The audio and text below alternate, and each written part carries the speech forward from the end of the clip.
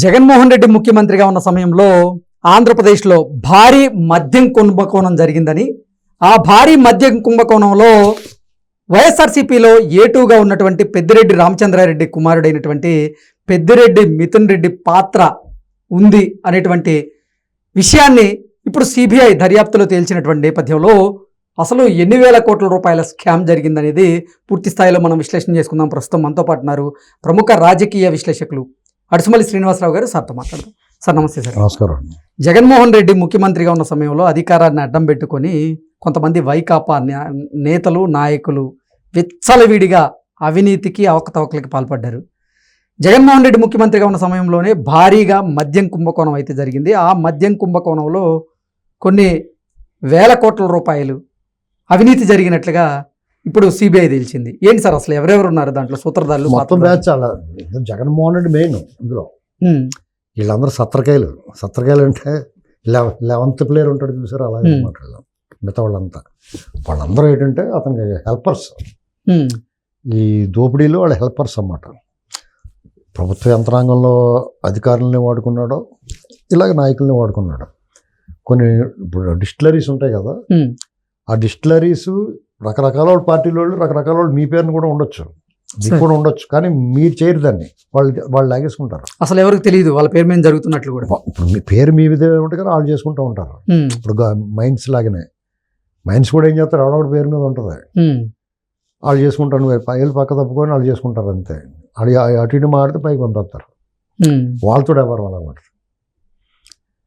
ఈ లెక్కర స్కామ్ అనేటువంటిది ఇలా కూడా చేయొచ్చా అని కొత్తది ఒక కేస్ స్టడీ కింద చేశారు. ఇంతవరకు ఎవడో తెలంగాణలో కానీ ఎక్కడ ఈ దేశంలో ఎక్కడ కూడా ఆ పాలసీలో కొంచెం ఎక్స్ట్రా డబ్బులు తీసుకుంటాం, రేట్లు పెంచడం, లైసెన్సులు ఫీజులు పెంచడం, ఆ క్రమంలో కొద్దిగా డబ్బులు తీసుకోవడం ఇలాంటివి ఉన్నాయి. కానీ అసలు మొత్తానికి దాన్ని ఒడిచిపెట్టి వాళ్ళ సొంత వ్యాపారంలో చేసుకుంటాం, గవర్నమెంట్ని అడ్డం పెట్టుకుని వాళ్ళ సొంత కంపెనీలాగా పెట్టుకుంటాం అనేటువంటిది వాళ్ళ కౌంటర్ వేసుకున్నారు అంతే డైరెక్ట్గా.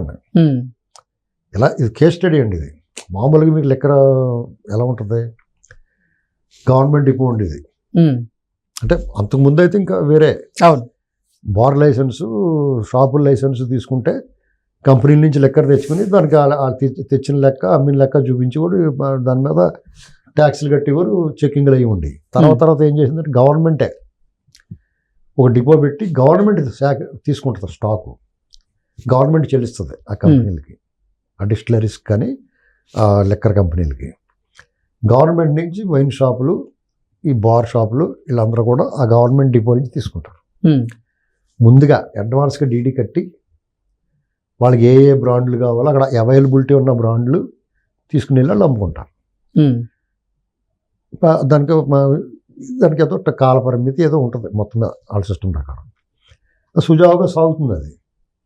అంతకుముందు ఏం చేసేవారు, ఈ డిస్టిలరీ మెక్డోలని ఇలాంటి కంపెనీలు ఉన్నాయి కదా, వాళ్ళు బార్ షాపులకి వైన్ షాపులకి వెళ్ళి వాళ్ళ ఏజెంట్, ఇప్పుడు మెడికల్ షాప్ రిప్రజెంటేటివ్ అలాగే వెళ్తారు, మా మందులు వాడండి అని డాక్టర్ గారి దగ్గర.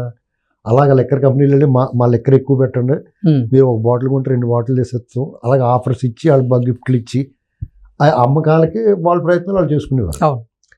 ఇప్పుడు కూడా చేస్తారు ఈ డిపో పెట్టిన తర్వాత కూడా. ఇదివరకు అయితే డైరెక్ట్గా వాళ్ళే సప్లై చేసేవారు కాబట్టి ఇంకొంచెం ఎక్కువ బెనిఫిట్ ఉండేది. ఇప్పుడు కూడా ఏం చేస్తారంటే ఆ బార్ షాప్కి వెళ్ళి మా లెక్కర్ ఎక్కువ ఆర్డర్ పెట్టండి అని వాళ్ళకి ఏదో కొంత బెనిఫిట్స్ ఇస్తూ ఉంటారు. ఇలా జరుగుతుంది.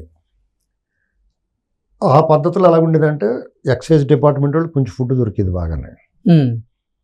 అంటే ఆ సిఏలకి ఎస్పీలకి వాళ్ళకి లైసెన్స్ ఇచ్చినప్పుడు లేకపోతే రెగ్యులర్ తనిఖీల్లోనూ లేకపోతే నెలవారీ మామూలు ఏదో వాళ్ళకి ఆమె కొంచెం బాగానే దొరికేది, ఏదో తింటూ ఉండేవారు, బాగానే ఉండేది.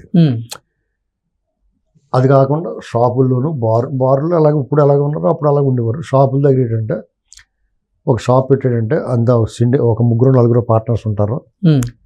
ఆ షాపులో 4-3 పనిచేస్తారు. ఆ సేల్స్ని బట్టి దానికి బయట కోడి చీకులు అమ్మి వాళ్ళు కొన్ని ఏరియాలో కొన్ని రకాలు ఉంటాయి. వైజాగ్ ఏరియా అయితే చీకులు ఉంటాయి, పొల మొక్కకు గుచ్చుతారు మాంసం మొక్కలు.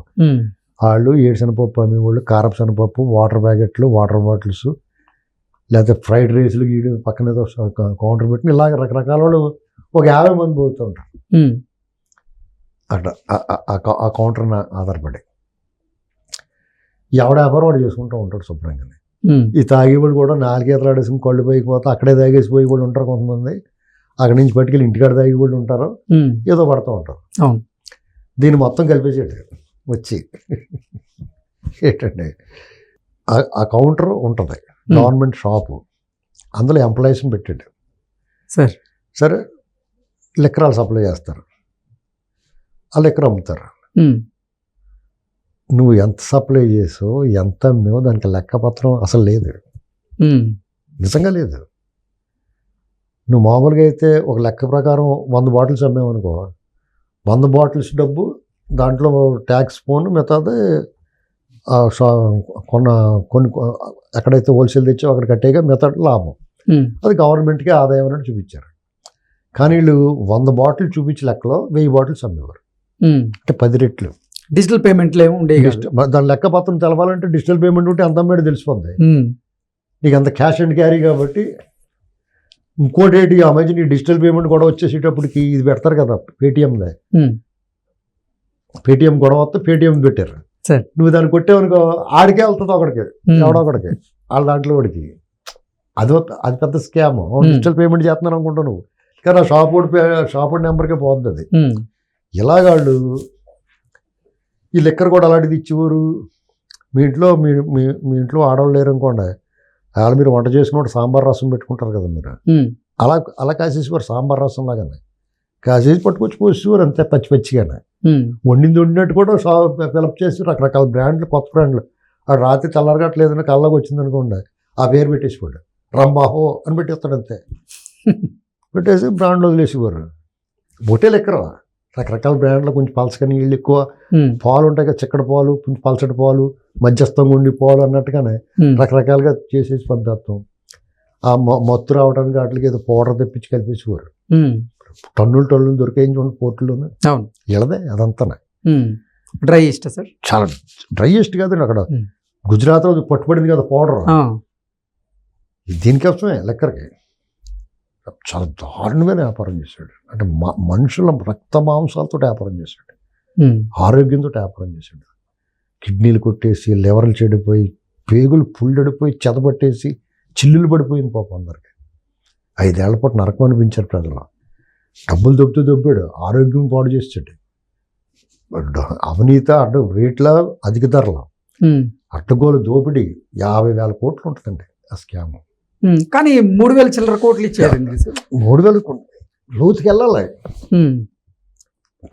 అదే కొద్దీ అవినీతి బయటపడుతుంది. 3,000 కోట్లు అంటే వీళ్ళు డైరెక్ట్గా అమ్మింది, వాళ్ళు చూపించిన దాంట్లో చూసుకుంటాం. మరి చూపించిందే ఎవరికి తెలుస్తుంది అది. అవును, వాళ్ళు దాన్ని ఎలాగ మదింపు చేయాలంటే ఇప్పుడు అమ్మకాలు ఎంత అవుతున్నాయో చూసి, అంతకుముందు ఆ పాయింట్లో అమ్మకం ఎంత వచ్చింది, చాలా పెద్ద పని అది. అప్పుడే తేలదండి, ఏమీ లేదు.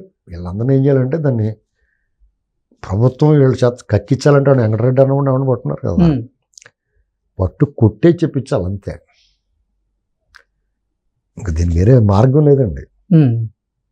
ఎందుకంటే వాళ్ళు అంత తేలిగ్గా ముదిరిపోయి ఉంటారు. వాళ్ళు ఏం చేస్తాయి మా కేసులు అన్న భయం వాళ్ళకు ఉండదు. ఎందుకు ఉండదు అనుకుంటున్నారు?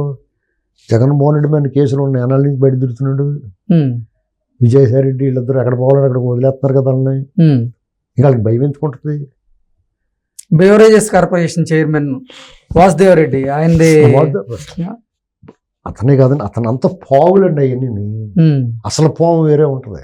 ఓకే, పెద్ద పాము. ఇవన్నీ చిన్న పాములు ఇవి. ఓకే, ఏమైనా బెటర్ లేట్ దాన్ని ఎవరన్నట్టుగా అసలు లేనిగాడు ఏదో ఒకటి పట్టుకున్నారు కదా. ఓకే, వాళ్ళైతే వదలరు. ఇప్పుడు పాలసీ చూడండి, లెక్కరు హాయిగా శుభ్రంగా రేటు తక్కువగా వస్తుంది, కొంచెం నాణ్యమైన దొరుకుతుంది. అసలు మద్యపానమే మంచిది కాదు, కానీ దాని ఊరికే ప్రతి కూడా మద్యపానం హానికరంగా అంటారు. మద్యం లేకుండా ఉంటున్నాడు. ఇప్పుడు అది అలవాటైపోయింది కాఫీ టీల్లా కదా. కాబట్టి ఇక అది తప్పని పరిస్థితుల్లో దాన్ని ఎంజాయ్ చేయటమే. ఇంకా okay sir, thank you so much.